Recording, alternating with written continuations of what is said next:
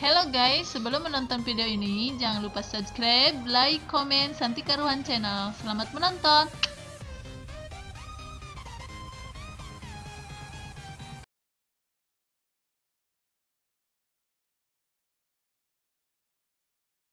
Genggamlah dunia agar hidup tak percuma.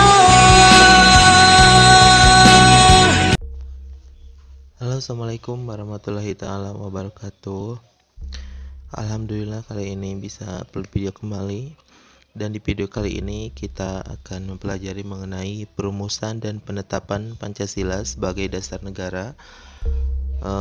Bahwasanya perumusan dan penetapan Pancasila sebagai dasar negara ini berada di bab pertama, yang mana sesuai kompetensi intinya yaitu menghargai dan menghayati ajaran agama yang dianutnya, menunjukkan perilaku jujur, disiplin, tanggung jawab, peduli, toleran, gotong royong, santun, dan percaya diri dalam berinteraksi secara efektif dengan lingkungan sosial dan alam dalam jangkauan pergaulan dan keberadaannya, memahami pengetahuan faktual, konseptual, dan prosedural berdasarkan rasa ingin tahunya tentang ilmu pengetahuan, teknologi, seni budaya terkait fenomena dan kejadian tampak mata.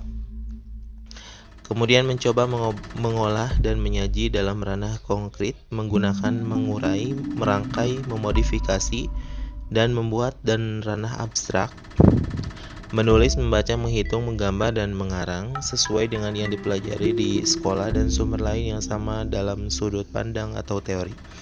Sedangkan KD-nya sesuai dengan ataupun kompetensi dasarnya, bersyukur kepada Tuhan Yang Maha Esa atas semangat dan komitmen para pendiri negara dalam merumuskan dan menetapkan dasar negara Pancasila, mengembangkan sikap bertanggung jawab dan berkomitmen sebagai warga negara Indonesia seperti yang diteladankan para pendiri negara dalam perumusan dan penetapan Pancasila sebagai dasar negara. Kemudian menganalisis proses perumusan dan penetapan Pancasila sebagai dasar negara dan menyaji hasil analisis proses perumusan dan penetapan Pancasila sebagai dasar negara.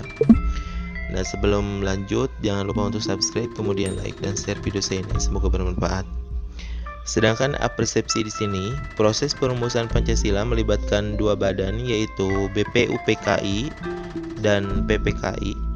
BPUPKI adalah Badan Penyelidik Usaha Persiapan Kemerdekaan Indonesia dan PPKI adalah Panitia Persiapan Kemerdekaan Indonesia. Pancasila sebagai dasar negara merupakan bentuk pandangan hidup bangsa yang harus kita jaga dan amalkan nilainya. Pancasila dirumuskan dan ditetapkan oleh para pendiri negara yang memiliki semangat serta komitmen nasionalisme yang tinggi. Para pendiri negara pada masa lalu telah merumuskan dan menetapkan dasar negara dalam menggapai cita-cita sebagai negara yang merdeka dan berjaya. Dasar negara Pancasila berguna untuk mengantarkan kemerdekaan dan kejayaan bangsa Indonesia.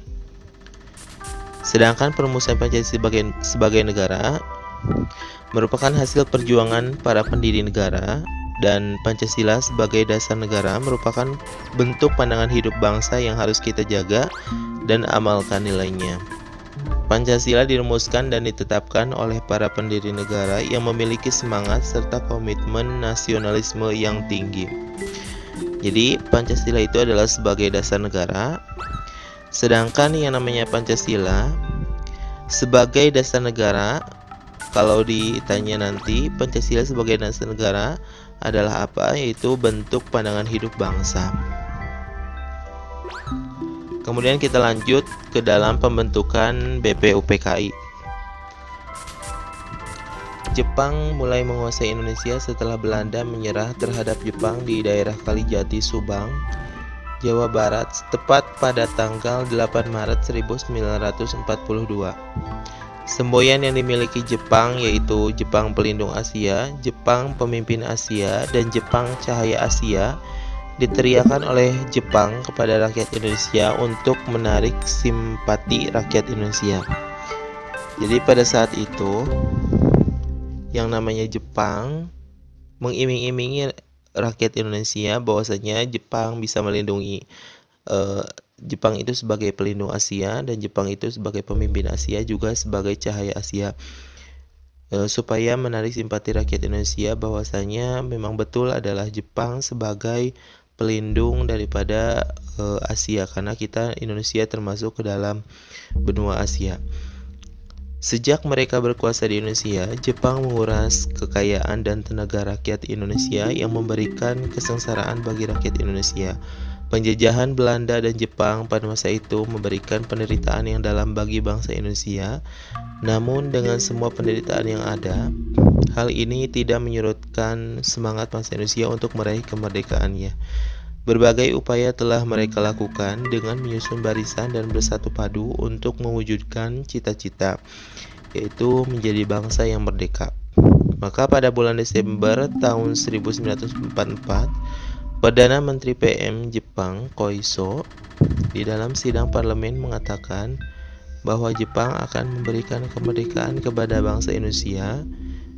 Tindak lanjut dari janji tersebut tepat pada tanggal 1 Maret 1945, dibentuklah BPUPKI atau Badan Penyelidik Usaha-Usaha Persiapan Kemerdekaan Indonesia atau Dokuritsu Junbi Chosakai. Dan BPUPKI ini memiliki anggota sebanyak 62 orang yang terdiri dari banyak tokoh bangsa Indonesia dan 7 anggota perwakilan dari Jepang. Ketua BPUPKI adalah Dr. KRT Razimanwedio Diningrat dan wakil ketuanya yaitu Ichibanga Seo dari Jepang dan RV Suroso. BPUPKI kemudian mengadakan sidang sebanyak 2 kali, sidang resmi dan sekali sidang yang tidak resmi. Jadi ada 2 kali sidang dilakukan oleh BPUPKI. Yang pertama sidang resmi dan yang kedua adalah sidang tidak resmi.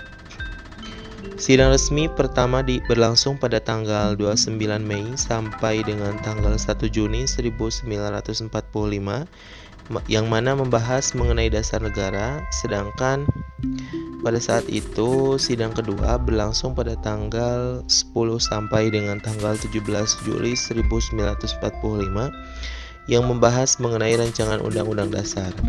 Sidang BPUPKI dilaksanakan di Gedung Chuosangiin dan saat ini gedung tersebut dikenal dengan sebutan Gedung Pancasila.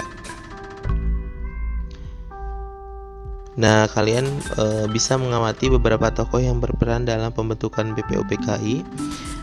Kemudian jelaskan peran para tokoh tersebut yang dapat kalian teladani. Tuliskan jawabannya pada buku tugas. Terima kasih. Untuk soal ataupun materi berikutnya saya akan bagikan di pertemuan selanjutnya. Terima kasih dan semoga bermanfaat. Wassalamualaikum warahmatullahi wabarakatuh.